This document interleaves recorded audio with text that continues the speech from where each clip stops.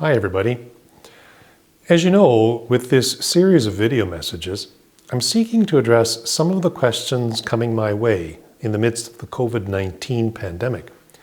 With this video, I'll offer some reflections on the celebration of the Eucharist in these days when we are unable to gather publicly for the liturgy.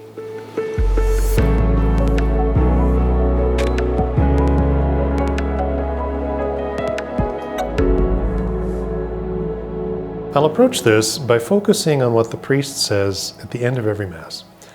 The Latin is ite missa est. In English you'll hear it as go forth, the Mass is ended, or go and announce the gospel of the Lord, or go in peace, glorifying the Lord by your life. The literal translation would be, go, it has been sent, which is to say, the Mass has been offered, so now go in its power to accomplish your baptismal mission. I'm emphasizing this particular point because of the problem posed to us by the medical restrictions necessitated by the coronavirus. Here's the problem. The Mass commissions us to go forth, but we can't go anywhere. We're being told to stay home, not to socialize, to remain distant from others. So how are we supposed to deal with this? How can the commission to go possibly be fulfilled in these present circumstances? This is what I'd like to look at with you, because just stating the problem in this way highlights a wonderful opportunity that the crisis gives us, one that I strongly encourage you to seize upon. It's true that we should not go out, and for good reason. But that does not mean that we cannot go within. What I mean is this. Through the celebration of the Eucharist, the grace of the sacrament enters the very heart of our being.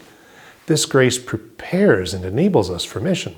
Were it not for the grace of the Eucharist, received within our hearts either through physical presence or spiritual communion, we could not go out on mission effectively, even in the absence of medical restrictions. We need consciously to allow that grace to touch and transform us, so that by the change it works within us, we are able to be those missionary disciples that we're called to be by our baptism. So before going out, we should always go within. This is something of which we perhaps lose sight when in the context of normalcy, we might take things for granted. So now we've got a privileged opportunity to do in a particularly deliberate way what we really should be doing on a regular basis.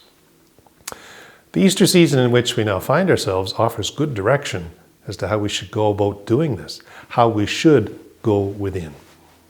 In the liturgical wake of Easter, the Church draws our attention in the readings and prayers to the sacrament of baptism.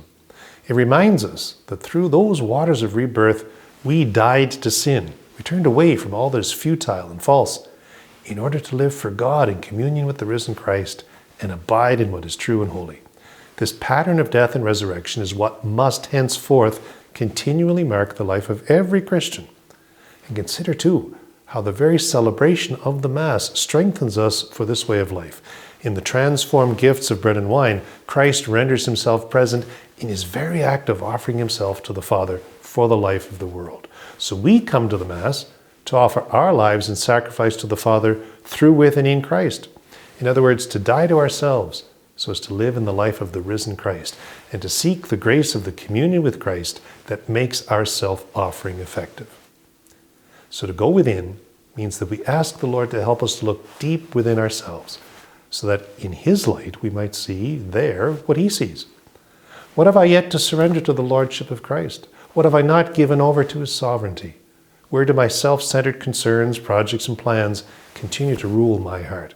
How's the Lord calling me to cast these aside and accept his reign? Once these have become clear to my consciousness, then I need to ask the Lord for the grace for ever deeper conversion, for ongoing surrender of my life to him.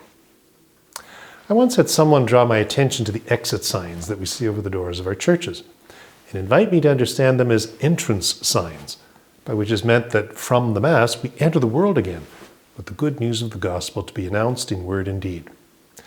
That's true, of course, and it's a good insight. At the same time, they remain also exit signs in this sense. Before I go out, I need to go within, and within my heart exit out from all that is incompatible with the gospel, from all that's inconsistent with my dignity as a baptized follower of Jesus Christ, called to holiness and to mission.